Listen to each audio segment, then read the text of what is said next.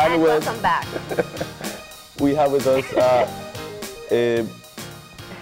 Jose Trejo, who's the director of the Bureau of Standards, Mr. Henry Anderson, CEO of the Citrus Growers Association, and we have with us Dr.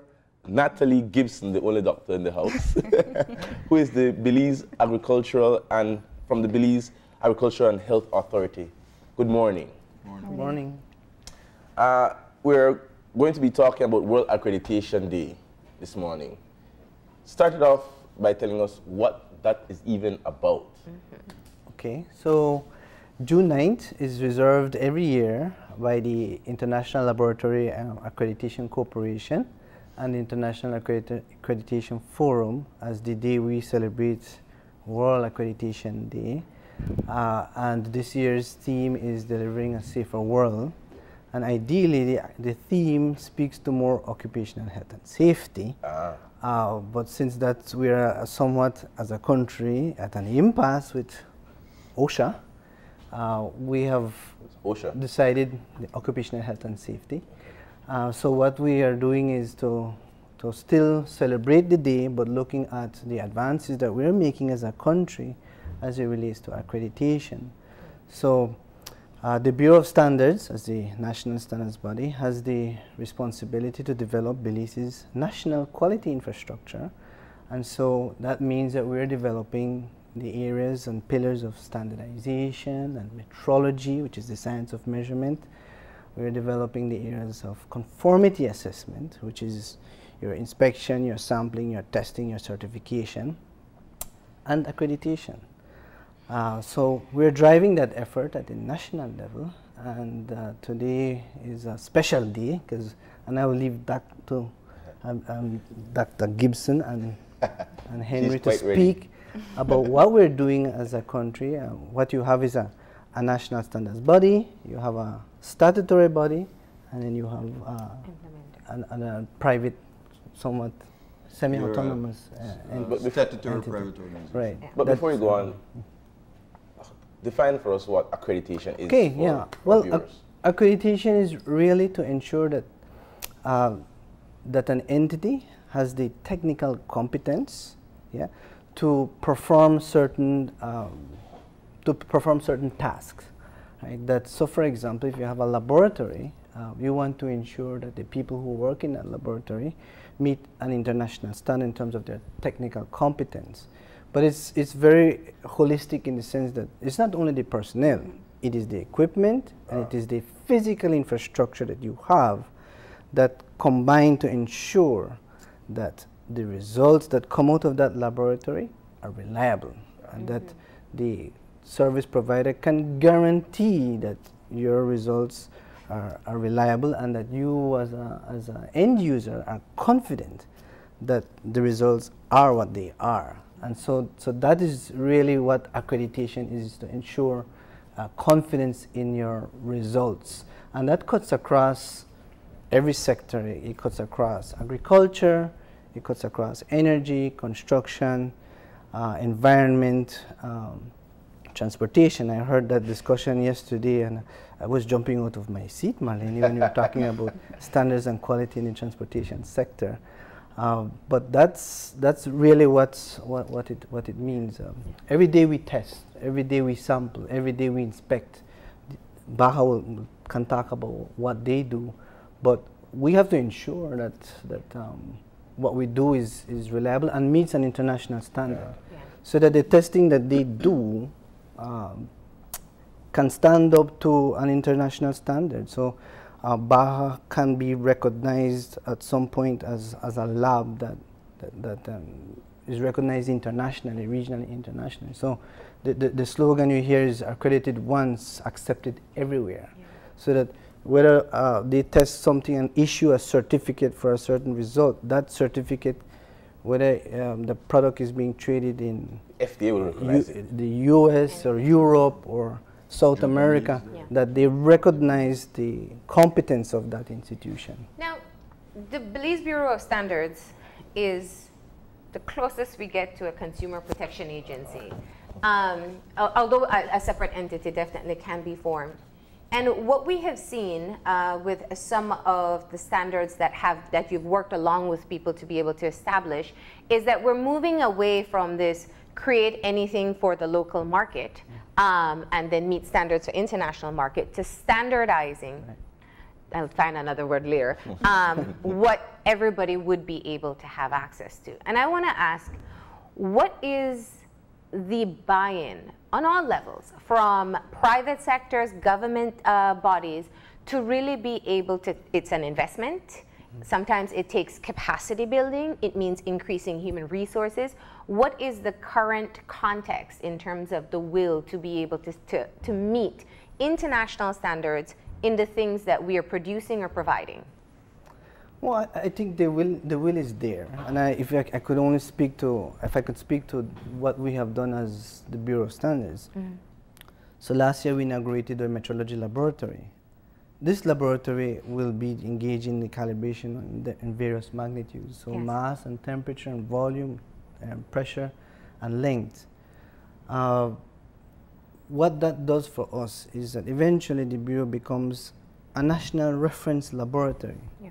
So that public and private entities can look at the lab as their reference laboratory for traceability. Yeah. So DAC has a thermometer that she uses in her lab, and to maintain her accreditation in terms of her laboratory, yeah. She needs to know that somebody in the country has the capabilities too and is recognized internationally to be able to give her traceability. Otherwise, what she will have to do, and we were just talking about it in the lunch, that she has to send out her thermometer abroad to be calibrated. Yeah. And we know the challenges with that, and she will tell you. So I think the buy-in is there. I will admit that it's a little bit faint. It pulsates, it's faint, but it's pulsating. At least from the private sector perspective, I think the private sector is excited and can't wait for us to raise that capability like quick, fast, and hurry. Yeah. I mean, 11 years ago, I can't tell you that we were looking at any institution in country that was looking to become accredited or even be accredited. Mm-hmm. 11 years ago, nobody was knocking on my door to say, hey, we want accreditation. How can we get it? How yeah. can we do it? Where do we start? Yeah. So I think that there is a willingness, and I think that people want it. Yeah. And I think from the perspective of the consumer, there's a lot more to be done there, because I think it takes a forum like this, it takes this engagement for people to understand what is it that we're talking, and it doesn't fly over their heads, because accreditation, and you ask me does it mean, and yeah. we need to make sure that accreditation can resonate with John Public, and that he understands that, okay, so if I go to this medical laboratory that's in PG, that to buy butane, to test, or we could go to the butane, or even so, to anything. It's cross-cutting, so yeah. that you know that there is confidence in the system. Yeah. That confidence in the system will not appear just like that. It has to be in the institutions. Yes. Right? So the institutions have to give that confidence. But let me just ask, would you say, because I imagine from the private sector, and Henry will tell us more about this shortly, that the incentive for being accredited and meeting standards is because you want to be a part of the global market, and you can't yes. unless you're accredited or meet That's standards. Right. So would you say that perhaps the buy-in from the private sector is perhaps easier to be able to work towards rather than from the public sector, as with the transport example that you mentioned? Yes, yes, to some extent, yes. Because we're looking at a private entity is looking to improve their bottom line, mm-hmm. and they're looking to access more markets, but just not accessing a market. To access a market means that your product has to meet certain requirements out there, and if there are certain parameters in terms of food safety that you must test for, it can be costly for an entity to be sending a sample outside to be tested. Mm-hmm. And when you have to do multiple testing, if you're looking at different markets, that can be a cost to the private sector. So if we build that in country, what we're doing is reducing the cost, we're ensuring access to that market, sustaining that market, and that we minimize any trade barriers that our products would be facing entering those markets. But you're right. I mean, from the private sector side of things, it's an easier sell than it is for the public, and that's our responsibility to ensure that we try to build that knowledge and do as much sensitization to change the culture. If we don't change that culture, nobody will demand it. It's changing a little bit, but we want it to explode. If I could just add a couple things. If you look at it at a micro level, right? When you're talking quality, it has a basic definition: to meet or exceed a customer expectation. So that's what you're talking about, customer satisfaction. So when you look at getting a standard, the standard essentially is to say that what the policies and procedures you have in your institution, all right, or the system you have to deliver a service to an end user, that what you say you're doing, that you're actually doing it. So when you have the standard, then you have a way to validate what you're promising the customer. Right. Now, if you go to the global marketplace, sometimes you hear they talk about TBTs, technical barriers to trade, right? So you have all of these free trade. I was hearing Minister talking yesterday about you have market access for sugar, and then it's a matter of market penetration. And you might say, well, we're in CARICOM, so the penetration should be there. But you have a lot of antics, a lot of games that countries play because the business people are trying to get their bottom line, and they will find whatever they can. So let's say you're looking to send things to the US or maybe Europe. They are, it's no love, right? They are looking to protect their private sector. So they may come up and say, well, and they're looking to safeguard their population as well. So it's not all untoward necessarily. They may say that we need to ensure that the product doesn't have X ingredient. And for you to be able, for the producer in, let's say, CARICOM or Belize to satisfy that, then that result can't just come from any lab. It has to come from an accredited lab. So as part of international trade, what we have to understand that when we're looking to develop technology or a product, we also need to ensure that we have the quality infrastructure and support to be able to fend off any potential technical barriers to trade that may come. Because we could have Marie Sharp, pepper sauce, and the greatest thing, and they might invent something over there to test. And if there's not the capacity here, then a good product that's healthy and everything has trouble to get in. So it's a very thing. What you find, though, that when you go through the process of doing one of these things, it changes the whole working atmosphere of your organization, right? Because if you're going to meet the quality that you're seeing, and in the case of a lab, we're here because of our lab, right? If you're going to meet and say, okay, when we say you have an HLB positive or your pH is 5, precision agriculture, right, or 6, then everything that goes into that, where you get the chemicals from to provide the test, we have to show that it's correct. That you have people who are ethical, that they are not changing up the scores in there. You know, that you have confidentiality. That, and Doc could talk about some of the technical, said that the thermometer reads the correct, that the room is at the right temperature to do the test. All of those things you have to do. Some people are of the view that you don't need these things, right? You might only need, let's say, HACCP. But that's archaic. That's not understanding the marketplace. If you take CPBL, for example, CPBL has many different types of ISO, several different types, plus other things, right? BRC, I think they might kosher, they might even have halal to get into the... just gone straight over my head. Well, different standards for foods, right? Different types of standards. So if you look at the banana growers, for example, they have different kinds of certification that they have to, because the supermarkets where their products go to requires. So they might have Global Gap, Rainforest Alliance. So you have different things, and you know you have to have them. There's no alternative. You say no, then you're out of business. Then you can't access that market. Right? But what they understand is they make better money with it because it cleans up how you do things. You treat your employees better. You have a better product and everything else. And this brings us to Dr. Gibson, and I think that there's been quite a bit of introduction so far in looking at what our metrology lab does. And I want to hear from your perspective in terms of what it takes to be able to ensure that you are meeting the standards that are required, and how much it has been beneficial to those who access the service. Yeah, I think my colleagues have spoken very well, and I think the one thing we haven't mentioned is the cost. So yes, so you know, the assessment costs, calibration costs, and certainly when the metrology lab is at that stage, it will be great I think, for all the labs in Belize to be able to access. So for us, I was telling Mr. Trejo, we send out our thermometers, and they're liquid and glass thermometers, and they came back, and because of the shipping process, when we came, the liquid was separated, and that happens during transit sometimes. But so if we had a lab, if we were able to do it in country, we wouldn't have that problem. And explain, because people really won't. I mean, why do you have to send a thermometer outside? Yeah. A thermometer is a measurement tool in itself. Right, and you know, I was thinking about it because, you know, you have your child is sick, you buy a thermometer, you monitor the temperature, you don't think about, well, it says it's 100, accuracy. You don't think, well, his fever is 102, but it might actually be 101, and measurement devices have uncertainties associated with them. So we, as not an accredited lab yet, but trying to meet that standard, we have to be able to define those uncertainties in our measurements.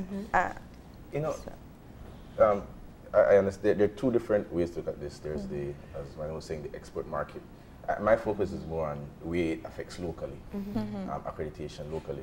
And this is all a pass-through, because if I go to a business, a lab, a local lab, and they have to send out their thermometer, or they have to send out their microscope, or whatever they have to send out, that is a pass-through to me as a customer. It adds an additional cost. And I think that Mr. Addison was referring to meeting or surpassing expectation of your customer. What if the expectation of your customer is, I just want the cheapest stuff? Which is basically, and hard to argue, the average Belizean is looking for a bargain. Quality is secondary. We're looking at a very poor country. And the expectation here, in terms of what we're used to, not necessarily what export, but when I go to buy a plate of rice and beans, I want an extra spoon. I don't want it to be weighed to know that I get 1.7 grams. I want more. Okay, so you have to look at where you apply these things to, right? So, okay, we have a plant pathology diagnostic laboratory. It's the first lab ever to get the accreditation in Belize. And it got accredited for 5 tests, right? HLB, the famous Wang Long Bing. Citrus greening. Citrus, greening. Citrus tristeza, citrus cirrhosis, pH soil, pH water. So let's take a farmer, you know, June is here, they need to fertilize. Big farm might spend over $1 million on one round of fertilization. And for citrus, you need your pH, the acidity of your soil, to be somewhere between 5.5 and 6. You have had, or else if it's lower than that, your fertilizer has NPK, right? Nitrogen, phosphorus, and potassium. The N will just, it's volatile, so it goes. The P and the K could be stuck in the soil if your pH is too low. So if you don't spend maybe $20 to get the pH test done, right? You might be throwing away $1 million and having it there, where you might just need to put some lime material to improve it up. Now, when you will make that $1 million decision, it's live money now, and then the diesel prices are going up, and you have to use the tractor to spray it out, right? You would want to know, if you're sensible, that when you do that test, and in some cases, we still need to get people to realize you need to do the test, not because they're not sensible, but because people do things how they have done it many years, right? And many years ago, 50 years ago, the soil was much better quality than it is now. We've been using it, overusing it.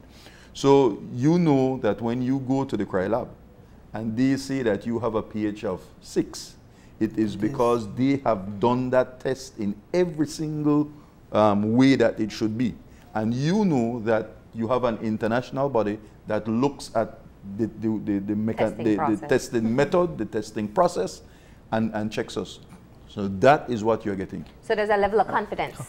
Right. Yeah. Right. Yes. Yeah. So It's not subjective. Right. Now, if you want the plate of rice and beans, you want, for example, to know that No salmonella. Right. and that's where Baha on the background comes in, right?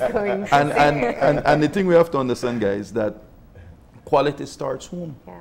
Absolutely. Right? We want to give the best product to Belizeans and tourists coming to Belize. It's not this concept that we try to have the quality stuff for abroad and then we give our people anything. Belizeans first, man. We have to do the quality here. And that's where I think I was going with the public buy-in, because there are great needs to be able to have standards met locally. If it is a lab test, the cheapest option should not be an inaccurate reading.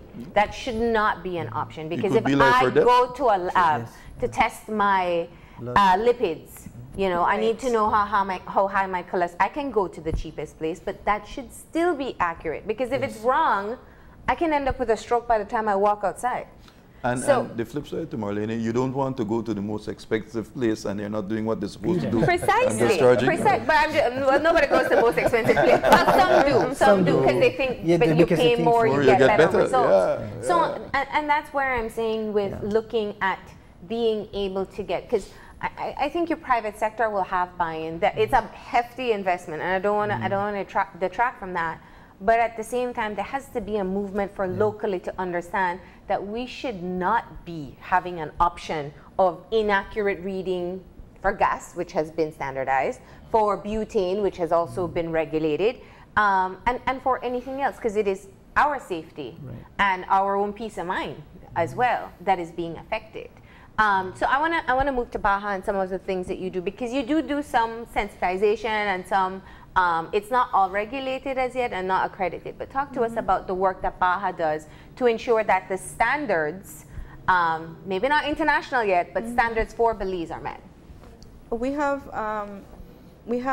4 labs in Baja. So I administrate the food safety lab, which is seeking accreditation. We also have the aquatic lab that is also seeking accreditation. And well, we also have two additional labs, but they're not currently in that process as yet. So and this, I know we said we're talking about domestic versus export, but in the case of we have a big shrimp industry, so it's important for the aquatic lab to be accredited. Our biggest market is Mexico. Right now, and so they do testing for disease, and just like in our case, they issue certificates to say we're free of certain diseases. For the food safety lab, we issue certificates that basically the food is safe, it's free of drugs, free of pathogens, and so since the certificates are for the export market and they're based in our lab testing. We want that international recognition that our results are accurate. But we're not limited to just doing testing for the export market. Baja does a lot of surveillance for diseases. The vet lab does a lot of surveillance, animal diseases. So you have a rabies, right? I was just going to say, so that's how we know that there's a rabies out right now for cattle. Right. Affecting cattle. Doc, what has been the hurdle? Why can't we just do it? What is holding us back from getting these labs accredited, and what's the hold up? Yeah, well, like I said, it's partly cost, but it's also a lot of standards. Well, it's a single standard, but there's a lot of requirements that need to be implemented. Give us some examples so we understand. Okay, so a lot of it has to do with traceability. So, for example, which means just so I did a test. You assume that its result is correct, but when the assessor comes, now he wants to see, okay, which incubator did you use to do that incubation in? Were you monitoring the temperature? What temperature was it on that day? What batch of media did you use? And okay, let me look at your records when you made that media. Was all the equipment functioning properly? What were the temperatures in the lab on that day? So it's a lot of record keeping. And that's, so a lot of it is just becoming familiar with the requirements of the standard, then implementing them. It has to become, we talk about quality culture, it has to become a part of your routine, where before you just go into the lab and make your media, no, now you have to write down, this is how much media I added, this is how much water I added. With the registers. There's the test on the purity of the water. So somebody can check it afterwards. Right. Yes. When we always talk about, and Doc mentioned the quality culture. We always talk about changing an organization. And the latest that's coming out of Harvard with the research they're doing is that you don't change people if you want to change an organization. You change the way the people do things. Structure. The structure. And so when you have what she just described, then it forces the professional who is performing that test to be on their game, even if they're having a bad day. You know, they have a process they have to go through, and it makes sure that you don't slip or you don't miss any detail, right? So it's precision. It's an attention to detail that sounds doable. Yes, that is. It is. Should stop us from No. It's not. It's just a matter of time. But sorry. Well, I was going to throw. I was going to throw an answer to you. Right? How much time did it take? How much money did it take? Your so lab that is accredited. The accreditation. How much time did it take? We started talking about our formal quality infrastructure in January 2015, and in December 2017, the lab was ISO accredited, right? And it took about, let's say if you take 2-3 months out of that, that's just, you know, back and forth with the assessor and waiting. It took our team maybe 6 to 8 months or maybe a year of, in most cases, 7 days a week, right? And they were clocking upwards of 12 hours per day. And that's a great personal sacrifice and professional sacrifice that they made because they were committed to having, you know, the lab get the accreditation, and they understood what it meant. In terms of cost, we got a grant from CDB with our counterpart and everything for like $500,000 Belize. We had a grant from the CrossQ, and Jose was the chairman of CrossQ at that time, right? Caribbean Regional Organization for Standards and Quality, a mouthful. That was about another 50,000, 60,000 Belize. And what we had to put in, so you would say all the help, equipment, everything, training and everything would be valued maybe about $700,000, $800,000. And what is the return on that? How do you monetize the return? Well, for that. Okay, so basically what our lab does, right, and why we went that. In citrus, there's called a Belize Citrus Certification Program. It's actually a program that CRI created before BAHA was existing. Citrus Research Institute. Right, the Citrus Research and Education Institute. And then when BAHA was created, then the regulation said it's on the BAHA. But BAHA, up to now, doesn't have some of the infrastructure, if you will, or the resources to do some of it. So the police don't have the equipment to do the policing in Well, I don't think it's a matter of the equipment now, because you have the equipment now. But it's a case where I'm trying to understand. It's not the equipment. You have all the necessary equipment. It's just the accreditation. You have to have someone say you are doing it the right, proper, and international standard way. Precisely. And, yes. Yeah. I think sometimes what happens is that because Mr. Anderson was explaining, certain institutions predate each other. So the industry has over quarter century experience dealing with this issue.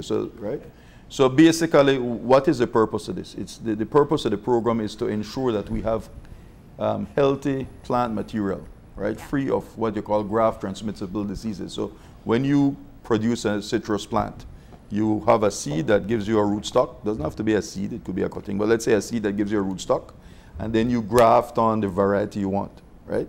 So you need to make sure that when you're doing that grafting process, that what you have there doesn't have any diseases that when you put it in the field will negatively affect our production, right?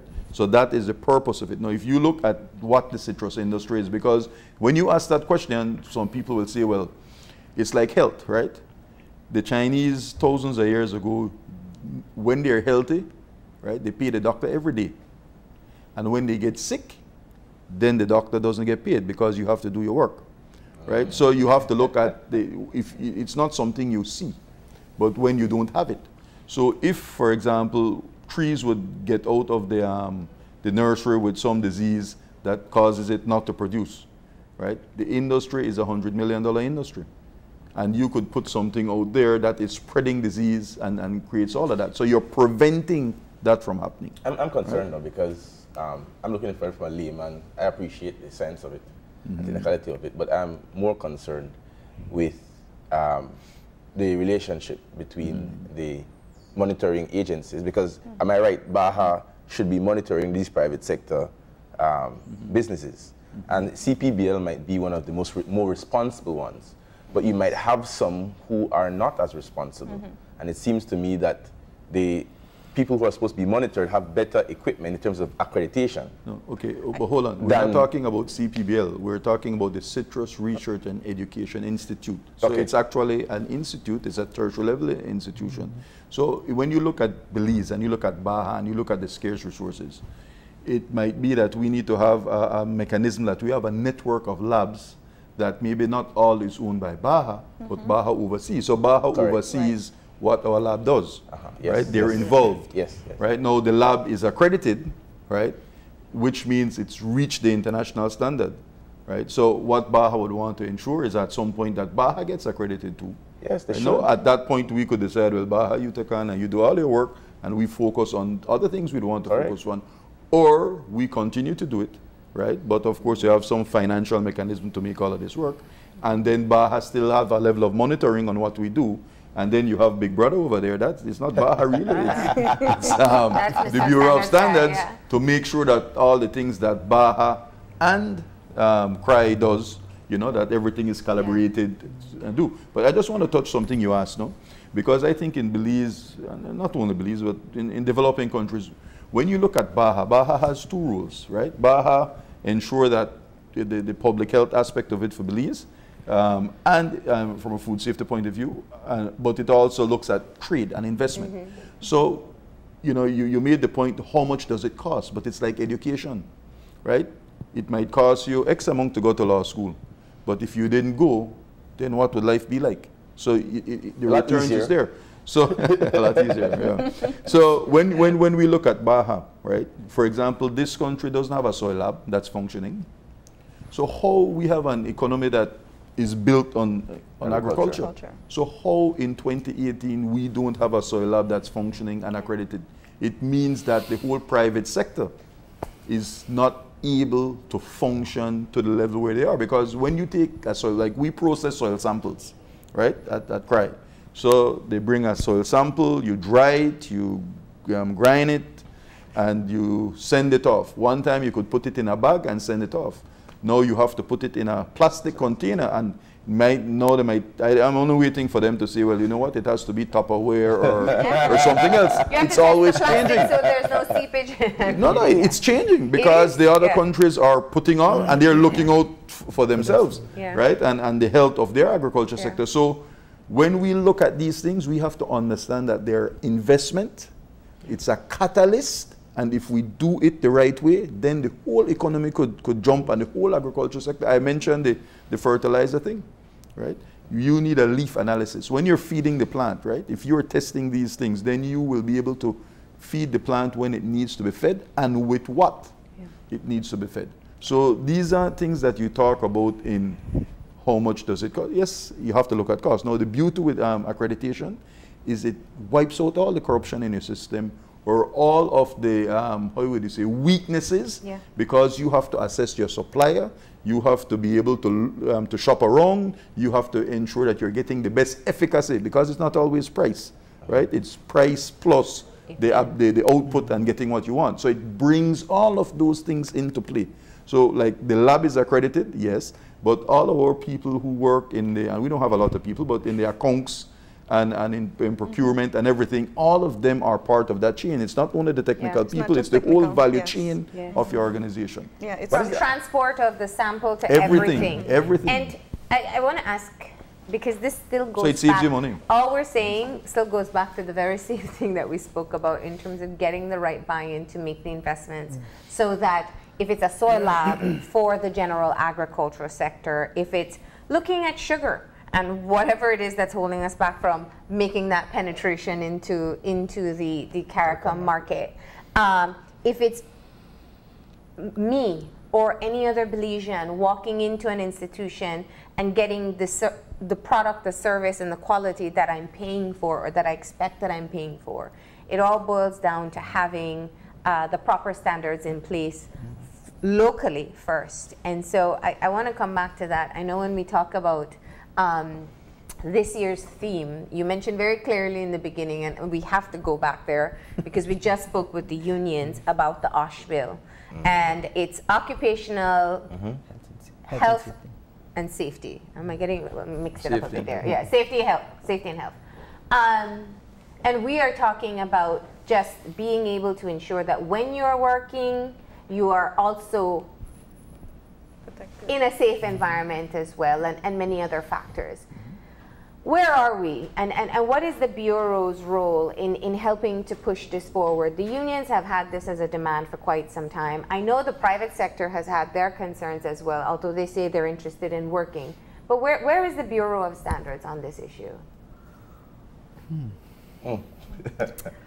Well, let me see how the Bureau is really not as involved in that. Yeah. We are. The straight answer is no. We've not been involved in any effort at the national level with occupational health and safety. Why? I think. Well, I think that. I don't know. I think that it's seen more as of a health issue and not seen as from a standards perspective. Perhaps it's a matter but it's both perception, right? So it's both. So I don't know. It's an issue that seen as a really it's but it's not. Well, yeah. Well, no, it is. But I guess the way I'd approach it, and this is kind of off the cuff. Well, hold on. Well, no, hear me. You meet standards in your labs, right. And I'd imagine some of your manual workers, especially, have to wear their hard hat. They have to have many things from covering on your footwear because that still has to do with the consumers in the end. So if you look at ISO is a European construct, right? And when you look at, and maybe you could talk about this more, the whole bit of human rights and all of those things and the health and safety of the population. So when you ascribe to a standard like that, then it means that in that standard, right? So in the lab, it's risk mitigation. As a matter of fact, the standard is being, it has been revised. So we got the ISO IEC 17025 accreditation, and then there's a new standard that's coming out. So when 2-3 years, when we have to get reaccredited, they look at you every year, but then we already know that what you're looking at as well as risk mitigation. Yeah. So right now, as part of this current standard, you have to look at whatever dangerous issues you may have in the lab in terms of the chemicals you use and different, and what if something bad happens. So if something gets into somebody's eye. So you have to have procedures and resources to address all of those things. So when you're in a private sector, in an economy that has more and more standards and accreditation, it by nature will take care of some of what is in that discussion. Okay, so I think that's the point. Yeah. I want to bring it back to you because no. You are the head of Belize's Bureau of Standards, and I'm not pushing. I mean, obviously, that conversation has to get started back again at some point. And as I said, I know the unions are pushing it, and we'll see where that goes. But my point is this: we hear of things. Let's use international examples: tainted food. We hear of different challenges that people have within the workplace, and it becomes a part of the final product or service as well. And these all boil down to, if you have the right standards within the company that is producing, then that means, again, the risk is mitigated for the consumer or for the person who receives the product or service. So it still is, it boils back down to having the right standards in place. Well, I'll be straight. Okay, I like straight. Yeah. I think we have continued, because you put me on spot now, so I think that we have continued to, in this country, to continue to commit a cardinal sin, to push regulations and bills without understanding the institutional capabilities and readiness of the institutions. So for example, the OSH really speaks to standards that will cross-cut a whole series of things. So if you're talking about helmets that is going to be used in the construction industry, the role of the Bureau would then be to determine, along with the stakeholders, what standards are we going to adopt for helmets that are going to be imported into the country, what specifications we're going to hold the industry to, so that across every nook and cranny, whether you're in the construction industry, that the helmets that they use from north, south, east, and west is a helmet that is meets an international standard. So you're talking about helmets, you're talking about chairs, you're talking about desks, and you're talking about the height of the chair. I mean, you're now seeing promotions for desks that you like vary desks so you can stand. So I think that at that point, what our role is to facilitate that process, and our role is to ensure that we help to develop those standards, and not only to put in the standards, because it is a pointless exercise to put in standards if you cannot ensure that there's conformity to those standards. So if you're gonna say you're gonna bring in a certain boat or something else, who's gonna test it? Who's gonna test to ensure that that product meets us international standard, materials and testing labs? We don't have any lab that has that capability. So a lot of those things require. So you feel that if we work on the accredited labs first, it puts us in a better position to be able to fulfill that role for the Bureau of Standards? Yes, it will. Yeah. Yes, it will. But then I'm saying that occupational health and safety is so far and wide. Yeah. And then where do you start? But it does depend on what standards you will. And there is a phased approach to it. I know in the last conversation. Then that's what I'm trying to get at, is that we have to look at it as to what would be the priorities in a particular sector as it relates to occupational health and safety in agriculture. The PPEs that they use in the agricultural sector. I mean, you can get cheap ones, you can get expensive ones, but those expensive ones probably is because those meet certain international requirements, ASTM standards. That's a medium ground, but the cheap ones don't do what they're supposed to do? Exactly. Then why are they an option? Right. That's what I'm saying. That's it's like when they bring medication in that has absolutely not one word of English or character that is recognizable. Yes. But what I'm hearing you say, and please correct me if I'm wrong, is that there's a certain amount of a farce, because we put all of these things on paper, but the Bureau doesn't have the capability, resource, personnel, or whatever it is, to actually make it real. So we have these paper things which mean nothing. Is that what you're saying? Well, I think we have to understand our limitations as a country. I'm not saying that... you were talking straight, and I was hoping you'd continue on that straight path. We don't. We will never be at a level where we can test everything. Right? We will never be at that point. But what the country has to understand, that it has to have some basic capabilities for the things that should matter to us the most. So food, exactly, food. The agricultural sector and the tourism sector are two of the drivers of our national economy. So we should get it right in those sectors. Before you move on. Before we move on. Do we ignore the other sectors? Obviously not, and of course not.